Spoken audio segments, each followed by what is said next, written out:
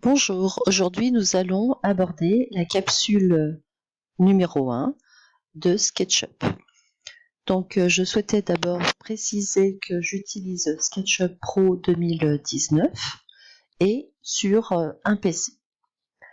Donc pour utiliser SketchUp, vous ouvrez l'application, vous double-cliquez sur SketchUp et vous allez arriver sur cette interface qui s'ouvre avec donc vos fichiers, création d'un nouveau modèle, utilisation d'un modèle déjà existant, ou alors ouvrir un fichier projet. Donc des fichiers récents que vous avez ouverts, ou le petit bouton ouvrir un fichier qui va vous emmener dans votre stockage dans l'ordinateur pour ouvrir un projet déjà créé. Nous allons partir d'un modèle vide. Voilà, architecture centimètres. Donc je clique dessus pour l'ouvrir. Voilà, donc le modèle est ouvert. Tout d'abord, je vais l'enregistrer et je fais fichier, enregistrer.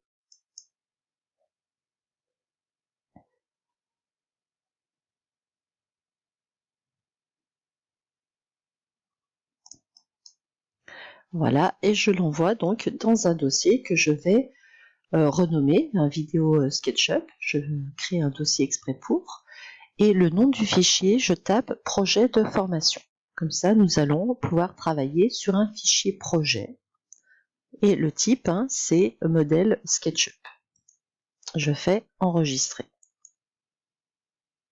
Voilà. Ce fichier-là, je vais vous indiquer comment installer les différentes barres d'outils dont nous avons besoin pour travailler, ainsi que les palettes. Donc pour toutes celles et ceux qui n'auraient pas forcément pris le modèle architecture centimètres, d'abord je vais vous montrer comment positionner les unités en centimètres et voir changer d'unité si vous avez besoin. Donc vous allez dans le menu fenêtre qui est en haut. Ensuite vous allez sur info sur le modèle. Voilà, vous cliquez. Et donc la fenêtre info sur le modèle s'ouvre. Vous avez différents petits menus, vous allez jusqu'à unité. Et là, vous mettez bien le format décimal et ensuite vous lui donnez l'unité centimètres. Vous avez le choix, vous pouvez être en millimètres, en mètres également. Donc nous allons travailler en centimètres. Je laisse la précision à 0,0, l'activation j'active l'ancrage de longueur, comme ceci, je laisse tout affiché, tout coché. Et donc, je ferme la fenêtre info sur le modèle. Maintenant, pour les différentes palettes dont nous allons avoir besoin, il faut les installer. Et donc, c'est dans le menu affichage et menu barre d'outils. Donc là, je précise que pour un Mac, c'est différent. Ça, c'est vraiment propre à PC. Pour Mac, ce sera dans un menu également en haut et il faudra aller dans les préférences et glisser les outils dont vous aurez besoin dans votre interface. Nous cliquons sur barre d'outils et cette fenêtre s'ouvre. Vous allez activer donc le bac à sable. Voilà. Donc je vois au fur et à mesure mes barres d'outils qui s'installent. Ensuite, vous allez cliquer sur le grand jeu d'outils, voilà, qui va se positionner ici. Après ça, c'est selon vos habitudes. Vous pouvez les accrocher avec le clic gauche de la souris, donc avec le curseur. Vous pouvez donc les accrocher et les déplacer. Ensuite, vous allez activer les mesures. Voilà, donc les mesures, c'est une petite, c'est votre barre en bas, voilà, qui va vous permettre de vérifier les mesures que vous allez utiliser. Vous allez tracer une arête, un cube. Voilà. Ensuite, les sections. Cela va vous permettre de créer des coupes. Ensuite, la barre d'outils standard pour créer un nouveau projet, enregistrer, copier-coller, annuler. La barre d'outils des styles afin de voir votre projet avec les textures, sans les textures, avec les ombres, en filaire ou en transparence. Et la dernière, donc, ce sera la barre d'outils des vues, qui, elle, vous permet de vous positionner, donc soit en ISO, soit en vue de dessus, ou sur les différentes façades, donc les différentes élévations. Selon les plugins que vous installez dans SketchUp, vous aurez la possibilité d'activer des barres d'outils. Par exemple, moi j'ai plugin de Twinmotion et V-Ray installés. Donc si je veux en effet utiliser les outils Twinmotion ou V-Ray, il faut bien que j'active les barres d'outils correspondantes. Voilà, et donc on les voit s'installer. Donc comme je vous dis, après, à vous de les positionner dans votre interface. Nous aurons bien sûr besoin d'autres barres d'outils au fur et à mesure de notre travail, mais si elles ne sont pas essentielles pour l'instant, pas la peine de surcharger. Ensuite, je ferme volontairement une barre d'outils qui s'appelle les premiers pas. Cette barre d'outils fait doublon avec le grand jeu d'outils. Le grand jeu d'outils, lui, est complet, d'accord? Donc, premier pas ne me sert à rien et prend plus de place pour rien, finalement. Donc, je le décoche. Ensuite, je ferme la fenêtre qui concerne les barres d'outils. Ces barres d'outils ont l'avantage d'être installées dans l'interface du logiciel. Donc, ce n'est pas propre à un projet.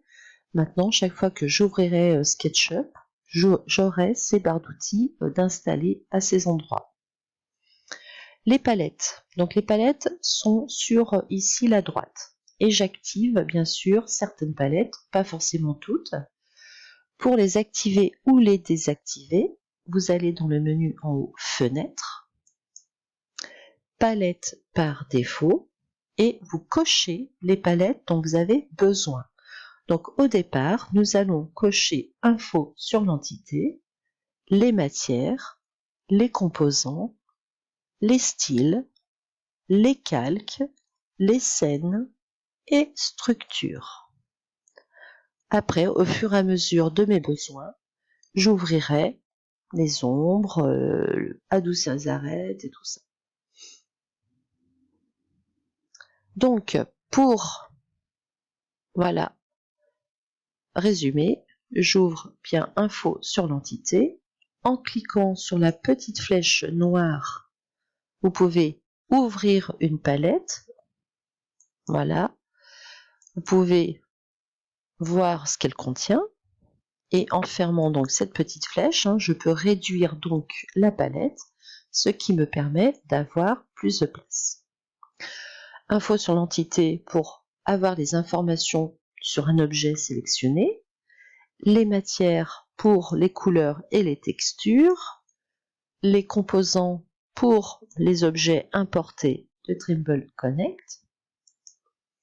Les styles pour avoir un style graphique de mon projet avec des types de lignes et de matières.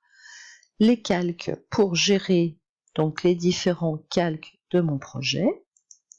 Les scènes pour gérer les différents points de vue et à la fin pouvoir exporter des points de vue en image ou en vidéo.